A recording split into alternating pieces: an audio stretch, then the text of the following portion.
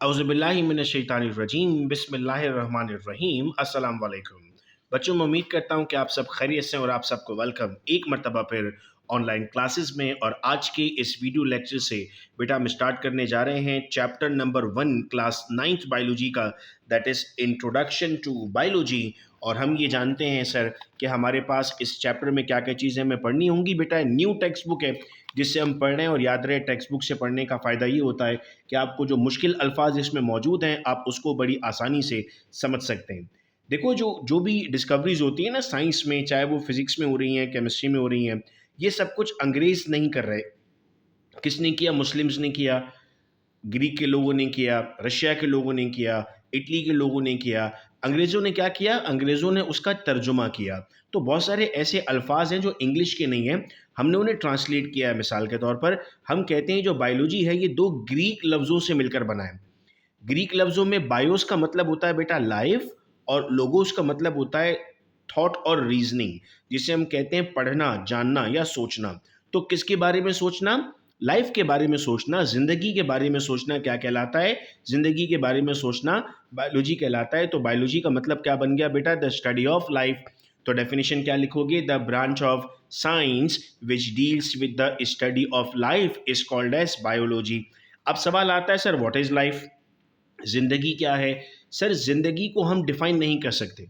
There is no proper definition of life, but हम कुछ properties की बुनियाद पर उसको एक्सप्लेन जरूर कर सकते हैं, जैसे digestion, movement, excretion, respiration, growth, irritability, metabolism, development, reproduction. यानी अगर मैं कहता हूं कि सर आपने अपने कंपैरिजन करते हैं किसी भी चीज़ के साथ, घर में पड़े किसी टेबल के साथ या किसी भी चीज़ के साथ, तो आप क्या कहते हैं? आप कहते हैं कि सर मैं रेस्पायर कर सकता हूँ, वो नहीं कर सकते।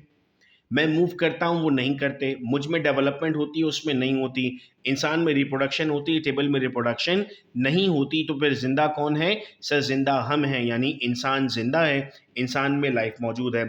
फिर हम कहते हैं सर ये तो एक बहुत बड़ा दरख्त है, और उस दरख्त की बेशुमार शाखें हैं, जिनमें से 3 शाखों को हम मेन ब्रांचेस कहते हैं, और इसके अलावा हमारे पास फर्दर डिविजन्स आती हैं।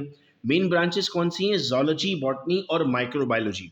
देखो, इन ऑनलाइन क्लासेस में ना सिर्फ हमें चीज़ों को पढ़ना है, बल्कि इन्हें अच्छे से याद भी करना है कि हमें आइंदा कोई पूछे तो हम उसे डायरेक्ट बता भी सकें, और साथ साथ हमें इम्तिहान के लिए याद भी हो जाए। तो मैं आपको बेटा एक डेफिनेशन यहाँ पर याद करवाऊंगा, और उस एक डेफिनेशन से आज की वीडियो लेक्चर में हम बेशुमार ब्रांचेस को याद कर लेंगे। हमारी डेफिनेशन होगी the branch of biology which deals with the study of dash is called as dash. क्या डेफिनेशन है? मेरे साथ साथ रिपीट करना, भले ही ऑनलाइन क्लासेस हैं लेकिन आपको इस तरह से अटेंड करना है जैसे आपकी फिजिकल क्लासेस हो रही हैं। मेरे साथ साथ पढ़िए, the branch of biology which deals with the study of life is called as biology. पहली आपकी डेफिनेशन आ गई। अब आप पढ़ेंगे the branch of biology which deals with the study of dash is called as dash. तो दोनों तरफ आपके पास डैश आ गया। पहले डैश में क्या लिखना है? जो इस लफ्ज़ का मतलब होगा, और दूसरे डैश में इसका नाम लिखेंगे। अब जोलॉजी में एक तो लोजी आ गया ना, लोजी निकला लोगोस से, उसका मतलब था पढ़ना। जू का मतलब क्या होता है? आप जाते हो कराची जोलॉजिकल गार्डन, जू गार्डन देखने के लिए जाते हो, तो जू गार्डन में क्या देखते हो बेटा? सर जू गार्डन में हम देखते हैं, वहां पर जानवर देखने जाते हैं ना। तो जू का मतलब क्या हो गया? एनिमल्स। तो क्या बन जाएगा? The branch of biology which deals with the study of animal is called as zoology. लो, आपको डेफिनेशन याद हो गई। अब आ जाओ बॉटनी। बॉटनी लफ्ज निकला ब्यूटेन से, जिसका मतलब होता है प्लांट। तो डेफिनेशन क्या बन जाएगी? The branch of biology which deals with the study of plants is called as botany. फिर आइए माइक्रोबायोलॉजी। माइक्रो किसको कहते हैं? सर माइक्रो वो होता है जो माइक्रोस्कोपिक ऑर्गेनिज्म के बारे में पढ़ता है। माइक्रोस्कोपिक ऑर्गेनिज्म को हम अपनी आम आंख से नहीं देख सकते, तो हम कहते हैं it deals with the study of microscopic organism. तो डेफिनेशन क्या बन जाएगी? The branch of biology which deals with the study of microscopic organism is called as microbiology. अब आप कहेंगे सर ये माइक्रोस्कोपिक ऑर्गेनिज्म क्या होते हैं? जरासीम होते हैं ना, बैक्टीरिया, वायरस, एमियोबा, ये सब क्या है? ये सब माइक्रोस्कोपिक है। 3 बेटा मेन डिविजन्स हैं, और फिर आती हैं और ब्रांचेस। इनको भी अभी अभी हम समझते भी जाते हैं और याद भी करते जाते हैं। तो सबसे पहले लिखा हुआ मॉर्फोलॉजी, और मॉर्फ का मतलब क्या है? सर मॉर्फ का मतलब है फॉर्म, यानी एक्सटर्नल स्ट्रक्चर, बाहर से देखने में कैसा लगता है। तो डेफिनेशन क्या बन जाएगी? The branch of biology which deals with the study of external form is called as morphology. यानी आप बैरूनी तौर पर देखकर जो पहचानते हैं किसी भी जानदार को, तो उसे हम नाम देते हैं मॉर्फोलॉजी का। फिर आता है एनाटॉमी। एनाटॉमी का मतलब, देखो आपका हार्ट मौजूद है, कहाँ मौजूद है आपको पता है सर? थोरेक्सिक कैविटी में लेफ्ट साइड पर। ब्रेन मौजूद है, किडनीज मौजूद हैं। क्या आपने कभी अपने इन स्ट्रक्चर्स को देखा है? नहीं सर, हमने तो नहीं देखा, लेकिन इसका मतलब है कि कभी ना कभी किसी इंसान को काट कर देखा गया होगा कि ये चीज़ें कहाँ पर मौजूद हैं। तो हम क्या करते हैं, कट करते हैं उसमें। तो एनाटॉमी से हमें कट करने के बाद अंदरूनी स्ट्रक्चर नजर आते हैं। तो डेफिनेशन बन जाएगी the branch of biology which deals with the study of internal structure is called as anatomy. फिर आता है बेटा हमारे पास सेल बायोलॉजी। किसके बारे में पढ़ना? सेल के बारे में पढ़ना। तो हम कहेंगे the branch of biology which deals with the study of cell is called as cell biology. देखो साथ साथ याद भी होती जा रही है ना आपको।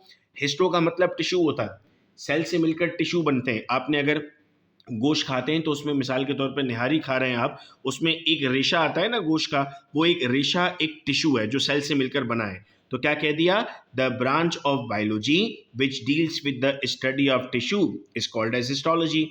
फिर आते हैं फिजियोलॉजी पर। फिजियो का मतलब होता है नेचर, मतलब क्या काम करता है। देखिए हार्ट पंपिंग करता है ना, किडनी ब्लड प्यूरिफाई करता है, लंग्स में ऑक्सीजन मौजूद होती है, ये सब फंक्शंस है ना ऑर्गन के। इनको किस ब्रांच में पढ़ते हैं? फिजियोलॉजी में पढ़ते हैं। तो बन जाएगा the branch of biology which deals with the study of functions of organ is called as physiology. फिर आता है टेक्सोनॉमी। देखो हमने ऑर्गेनिजम्स को नाम दिए ना, हम कहते हैं कैट है, डॉग है, इस तरह क्लासिफाई किया हुआ ना आपने एनिमल्स को, ये भी किसी ना किसी साइंस के तहत क्लासिफाई किया गया होगा और उसका नाम है टेक्सोनॉमी। तो हम कहते हैं sir the branch of biology which deals with the study of arrangement of organism is called as taxonomy. और साथ साथ आपने लेक्चर खत्म होते ही इन सब डेफिनेशंस को अपने पास नोट करना है, और नोट करने के बाद अपना काम मुझे चेक भी करवाना है। काम कैसे चेक करवाएंगे? आप 03332243 पर मुझे मैसेज कर देंगे, जिससे मैं आपका काम चेक करके आपको वापस जवाब भी दे दूंगा। और इस तरह से हम आपस में कनेक्ट हो जाएंगे और आपको ऑनलाइन क्लासेस भी फिजिकल क्लासेस की तरह ही समझ में आने लगेंगी, जिसमें टीचर से आप सवाल भी कर सकते हैं। फिर आता है जेनेटिक्स। हम अक्सर देखते हैं कोई कहता है आप अपने नाना पे गए हो, ताया पे गए हो, मामू पे गए हो, खाला पे गए हो, चाचा पे गए हो, ये क्या हो रहा है सर? असल में जीन्स ट्रांसफर हो रहे हैं ना। तो हम कहते हैं the branch of biology which deals with the study of transfer of character is called as genetics. अब एक वर्ड इस्तेमाल हो रहा है बेटा यहाँ पर, ऑफ स्प्रिंग। ऑफ स्प्रिंग का मतलब होता है नस्लें।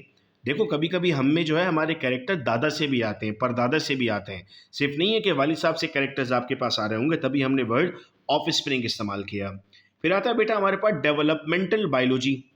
सर डेवलपमेंटल बायोलॉजी का मतलब क्या है सर? जब हम एम्ब्रियो थे, यानी अभी हम डिलीवर नहीं हुए हैं, जब हम मदर बॉडी के अंदर मौजूद हैं, तो उसमें भी तो डेवलपमेंट हो रही है ना। सुनते हैं हम, आंख बनती है, हाथ बनता है, दिल काम करना शुरू करता है, ऑर्गन्स बनना स्टार्ट होते हैं। इसको बेटा हम पढ़ते हैं डेवलपमेंटल बायोलॉजी में। तो बन जाएगा the branch of biology which deals with the study of development of embryo is called as developmental biology. फिर आता है इन्वायरमेंटल बायोलॉजी, इन्वायरमेंट के बारे में पढ़ना। अब इन्वायरमेंट में बेटा लिविंग चीज़ें भी हैं और नॉन लिविंग चीज़ें भी हैं। तो इन लिविंग और नॉन लिविंग चीज़ों के बारे में पढ़ना, उनका रिलेशनशिप जानना, क्या कहलाएगा? इन्वायरमेंटल बायोलॉजी कहलाएगा। तो डेफिनेशन क्या बनेगी? The branch of biology which deals with the study of relationship between living and non living organism. फिर आता है बेटा हमारे पास पैलियोंटोलॉजी। पैलियोंटोलॉजी में हम कहते हैं सर हम फॉसिल के बारे में पढ़ेंगे। अब ये फॉसिल क्या होता है? सर फॉसिल का मतलब है ऐसे जानदार जो आज मौजूद नहीं हैं, उनकी हड्डियां आपके पास हैं। जैसे डायनासोर है, क्या आज डायनासोर है? नहीं सर, आज डायनासोर नहीं है, लेकिन डायनासोर की हड्डियां तो मिलती है ना हमें, तो हम उसको कहते हैं, वो पैलियोंटोलॉजी में आएगा। फिर बेटा इसको दो में डिवाइड भी किया जाता है, पैलियोजोलॉजी और पैलियोबॉटनी। पैलियोजोलॉजी का मतलब क्या होगा सर? जितने भी एनिमल्स की हम बात कर रहे हैं, और पैलियोबॉटनी जितने भी प्लांट्स की हम बात करेंगे। फिर बेटा हमारे पास आता है बायोटेक्नोलॉजी। अब आपने ये सुना होगा पहले कि शुगर चेक करने के लिए बहुत ज़्यादा ब्लड चाहिए होता था, लेकिन क्या अब भी ऐसा है? नहीं सर, अब तो पेन की तरह का अपरेटस आता है, सिर्फ हल्का सा प्रिक करते हैं और एक कतरा खून निकलता है, पता भी नहीं चलता और शुगर पता लग जाती है। तो ये सब कुछ कैसे आसानियाँ हो रही हैं? बायोटेक्नोलॉजी से हो रही है, डेफिनेशन क्या बनेगी? The branch of biology which deals with the study of advancement in biological technique. किस तरह से आप एडवांस कर रहे हो चीज़ों को, उन्हें आप नाम दोगे बायोटेक्नोलॉजी का। फिर आता है आपके पास सोशल बायोलॉजी। सोशल बायोलॉजी का मतलब क्या है? सर एनिमल्स एक दूसरे के साथ कैसे इंटरेक्ट करते हैं। आपको पता है ना, अगर गली के कोने पे कुत्ता खड़ा हुआ है, आप उसके बिल्कुल पास से नहीं गुजरोगे, काट सकता है वो आपको, क्योंकि आपको पता है वो काटता है, वो नुकसान पहुंचा सकता है। तो ये आपका बिहेवियर पता लग रहा है डिफरेंट ऑर्गेनिजम्स का। तो हम कहते हैं the branch of biology which deals with the study of behaviour of different organisms या उनकी इंटरेक्शन इज कॉल्ड एज सोशियोबायोलॉजी। आता है पैरासाइटोलॉजी। सर पैरासाइट वो होते हैं जो आपको नुकसान पहुंचाते हैं और बदले में आपसे फ़ायदा लेते हैं, उसको हम नाम देते हैं पैरासाइट का। तो पैरासाइटोलॉजी क्या हो जाएगा? The study of parasite, the branch of biology which deals with the study of parasite is called as parasitology. फिर हम कहते हैं सर ये पैरासाइट्स दो तरह के होते हैं, एक्टो होते हैं और एंडो होते हैं, यानी बॉडी के बाहर रहते हैं जैसे मॉस्किटो है, और बॉडी के अंदर रहते हैं जैसे कुछ वॉर्म्स हैं। फिर आता है बेटा फार्माकोलॉजी। फार्माकोलॉजी का मतलब है the study of action of drugs. देखा है आपने, पैरासीटामोल खाते हो सर का दर्द ठीक हो जाता है, एंटीबायोटिक लेते हो इन्फेक्शन ठीक हो जाता है, कैसे हो रहा है ठीक सर? ये फार्माकोलॉजी में हम पढ़ते हैं। फिर आता है बेटा हमारे पास मॉलिक्यूलर बायोलॉजी। मॉलिक्यूलर बायोलॉजी का मतलब है कि सर हमारे पास बॉडी के अंदर डिफरेंट जो मॉलिक्यूल्स मौजूद हैं, जैसे कार्बोहाइड्रेट है, प्रोटीन्स हैं, फैट्स हैं, विटामिन्स हैं, मिनरल्स हैं, उनके बारे में जब हम पढ़ रहे होते हैं तो उन्हें हम नाम देते हैं मॉलिक्यूलर बायोलॉजी का। तो बेटा मैं उम्मीद करता हूं कि बेसिक इंट्रोडक्शन और ये ब्रांचेस हमें क्लियर हो गई हैं। इंशाल्लाह नेक्स्ट वीडियो लेक्चर में हम relationship of biology with other sciences पढ़ेंगे और उसके साथ साथ हम कैरियर्स इन बायोलॉजी का टॉपिक भी इंशाल्लाह कंप्लीट करेंगे। मैं उम्मीद करता हूं कि आप सब लोग अपना होमवर्क करेंगे और व्हाट्सएप पर मुझे शेयर करेंगे। अपना बहुत ख्याल रखिएगा आप सब लोग, और वीडियो लेक्चर अपने दोस्तों के साथ ज़रूर शेयर कीजिएगा। अल्लाह हाफ़िज़।